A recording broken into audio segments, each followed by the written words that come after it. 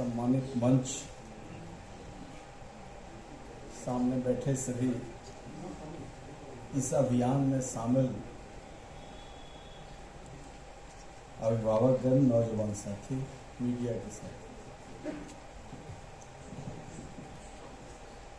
पहली बात तो मैं खुद 2 वैक्सीन ले चुका हूँ और पहला वैक्सीन मैंने पार्लियामेंट एनेक्सी में लिया और दूसरा vaccine Indira Gandhi institute of medical science Patna में लिया। हमें कोई तकलीफ तत्काल तो नहीं हुई, लेकिन हमारी पत्नी को तकलीफ हुई। उनको हाई फीवर हो गया वैक्सीन लेने के बाद और काफ़ी प्रयास के बाद भी वो ठीक नहीं हुआ, तो फिर होम्योपैथिक ट्रीटमेंट लिए और उसके बाद अभी भी कुछ न कुछ उसका साइड इफेक्ट उनके ऊपर है। हम सार्वजनिक जीवन में रहते हैं। अब WHO और जो सरकारी महकमा है, ये जब प्रोटोकॉल जारी करता है तो उसमें एक विश्वास का इनपुट है और हम लोगों ने आंख बंद करके इसको फॉलो किया। लेकिन जब आशुतोष जी और तमाम लोग, जब संजय राधिका, सब लोगों का, जब जो इस फील्ड के अथॉरिटी हैं, मीडिया के या फिर मेडिकल साइंस के, तो इन लोगों का जब बयान यूट्यूब पर और जगहों पर आने लगा तो फिर मास को हमने भी इससे विरोध करने का रिक्वेस्ट किया। बूस्टर डोज हम लोगों ने नहीं लिया और हमारी जमात में कोई नहीं लिया। कई लोग ऐसे हैं, इतना बड़ा हॉक्स क्रिएट किया गया कि कई लोगों ने प्रारंभिक दौर में हमको कहा कि रेमडेसिविर दिलवा दीजिए, बच जाएंगे। रेमडेसिविर 1800 रुपए का 1-1 लाख रुपया लोग जमीन बेच करके, जेवर बेच करके खरीद लिया और उसके बाद भी उसकी मौत हो गई।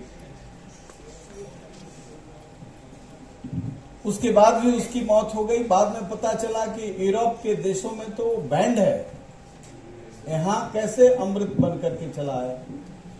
तो ये निश्चित तौर से एक बड़ी साजिश है स्वास्थ्य के प्रति और इसकी बड़ी लड़ाई लड़नी पड़ेगी। और सबसे ज्यादा जो कंप्रोमाइज्ड फोर्स है वह पॉलिटिशियन है, पॉलिटिकल पावर है, और जिसके वजह से कई डॉक्टर, एक हमारे रिलेटिव डॉक्टर थे, डॉक्टर प्रभात, कार्डियोलॉजी के पटना के सबसे नामी डॉक्टर थे। डॉक्टर प्रभात जब वो जा रहे थे एडमिट होने, तो मैंने कहा आप डॉक्टर हो, आप तो मत जाइए, और उनकी मौत हो गई।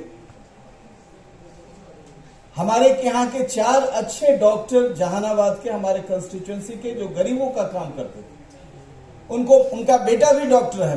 उन्होंने कहा कि हमको एडमिट करा दीजिए। उन्होंने कहा एडमिट तो करा देंगे एम्स में, लेकिन लौटिएगा नहीं। ये अपने अनुभव के आधार पर मैं कह रहा हूं। गए, उनकी मौत हो गई। 67 डॉक्टर्स जो हमसे जुड़े हुए हैं, MBBS, MD, कार्डियोलॉजी एक्सपर्ट, ये सारे लोग मरे हैं। आप समझ जाइए कि आम लोगों को समझाना कितना कठिन है, कितना कठिन है। मैं तो इन वॉर वॉरियर जो ये लोग थे, लड़ाई लड़ रहे थे, अमिताभ बनर्जी जी चूंकि मिलिट्री से आए हैं, डॉक्टर भी हैं, तो इनकी बात जब मैं कहता था लोगों से तो कहते थे, संजय राय जी की बात जब कहता था तो लोग कहते थे हाँ ये बात तो ठीक है। तब थोड़ा प्रभाव पड़ता था कि हाँ एम्स का डॉक्टर कह रहा है, और यहाँ मीडिया में कौन चीज के हेमेटोलॉजी के डॉक्टर नहीं आ रहे हैं, मीडिया में आ रहे हैं। नामी डॉक्टर को सरकार सामने खड़ा कर दे, वो कार्डियोलॉजी के डॉक्टर हैं, उनको सामने ले जाए, नेफ्रोलॉजी के डॉक्टर हैं, उनको सामने ले जाए। बाद में हम लोगों ने समझा क्यों ले जाया जा रहा है। तो ये अभियान इतने लोगों की शहादत के बाद मजबूती पकड़ रहा है और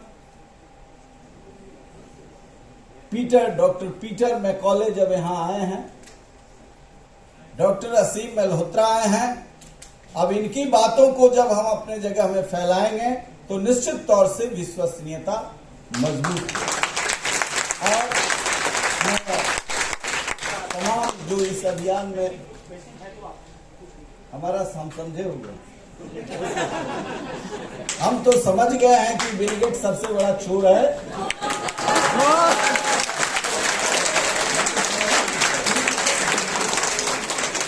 हमारे यहाँ बिल गेट गए थे और हमारे चीफ मिनिस्टर एक सबसे पुअर इलाके में ले जाकर के गरीब परिवार के बच्चे को गोद में लिया और उसी दिन आशुतोष जी से हमने पूछा ये क्या हो रहा है, बेस्ट मेडिकल हब बनाने जा रहे हैं बिल गेट हमारे यहाँ बिहार में।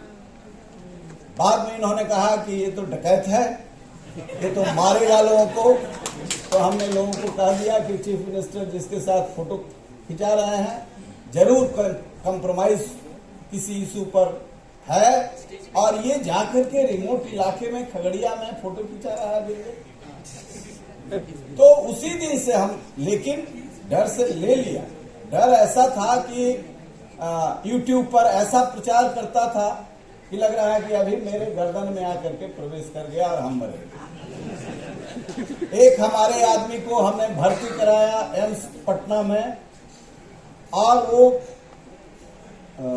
मोबाइल साथ में रखे हुए था। वो मोबाइल देख करके इतना घबरा गया कि इस कष्ट से मरना अच्छा है, वो बाथरूम में जाकर के खिड़की से तीसरी मंजिल से कूद करके जान गया। ऐसे कितनी घटनाएं हुई हैं, इतनी मार्मिक स्थिति है। हम लोग तो यहाँ सुरक्षित बचे हुए हैं, इसलिए इतना पेनफुल सिचुएशन उस कालखंड में था। संयोग से हमको कोरोना नहीं हुआ। बेटा लाश को छोड़ दे रहा है, एक डॉक्टर हमारे मर गए जहानाबाद के, उनका बेटा डॉक्टर है, वो नहीं जा रहा है। हमने जाके उसका अंतिम संस्कार किया। संयोग से ईश्वर की कृपा कि हमको कोरोना नहीं हुआ। वैक्सीन तो हम बेकार कर ले लिए बस। तो इसलिए बहुत सारे अनुभव हैं और बहुत लोग मरे हैं और पेनफुल सिचुएशन वहां। कम से कम 1000 आदमी को मैं जानता हूं जिसने अपनी पूरी प्रॉपर्टी बेच करके कॉर्पोरेट हॉस्पिटल में इलाज कराया और डेड बॉडी लेकर गया। जो गरीबी के साथ इससे लड़ा है, तो अभी मेरे ऊपर असर है वैक्सीन का।